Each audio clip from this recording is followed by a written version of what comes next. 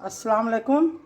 देखिए सीख कबाब बना रहे हैं। आज अपने गैस पे बनाएंगे कबाब। ऐसे बहुत सारा बना कर लगाया है, आप लोग देखा होगा। आज फिर बना रहे हैं, सोचा आप लोग के साथ शेयर करें। देखिए गोश्त काट के धो लिया है, हड्डी नहीं है इसमें।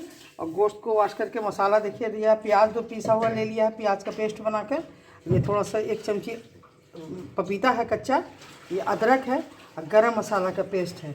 इसमें लहसुन नहीं पड़ता है कबाब में। ये लाल मिर्ची पाउडर, ये देखिए दही है, दही ताज़ा है, खट्टा नहीं होना चाहिए। ये मस्टर्ड ऑयल है, सरसों का तेल है। अब इसको गोश्त में देखिए सबको एक साथ मिलाएंगे। सबसे पहले इसमें दही डाल देंगे,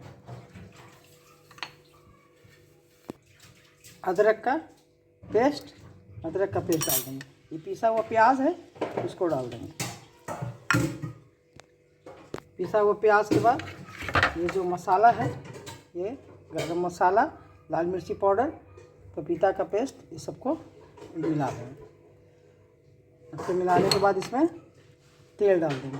मस्टर्ड ऑयल है, मस्टर्ड ऑयल ही में अच्छा है। ऐसे रिफाइन में बनाइए तो लेकिन टेस्ट इसमें ज़्यादा अच्छा लगेगा जब इसको सरसों के तेल में बनाएंगे तो। देखिए इसको अच्छी तरह मसाला को मिला दिया। अब देखिए इसमें नमक अपने अंदाज से दीजिएगा। और लाल मिर्ची पाउडर भी, तीखा अगर कम खाते हैं तो लाल मिर्ची पाउडर भी कम डालिए।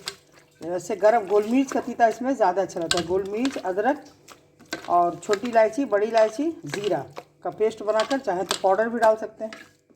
और इसको अच्छी तरह मिलाकर 10 मिनट या 5 मिनट के लिए ढक देंगे।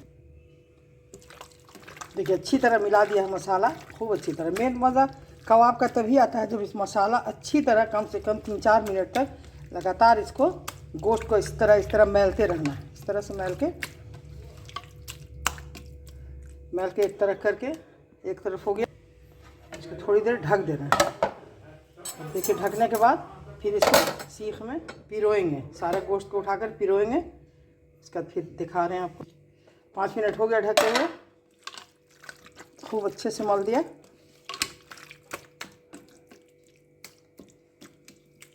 जितना अच्छे से हो जाए, गोश्त बिल्कुल सॉफ्ट हो जाता है। देखिए इस तरह दाबने से सॉफ्ट हो गया। इसलिए इसमें थोड़ा पपीता भी पड़ा हुआ है, दही पड़ा हुआ है, अदरक पड़ा हुआ है। अब इसको इसमें पिरो के दिखाते हैं।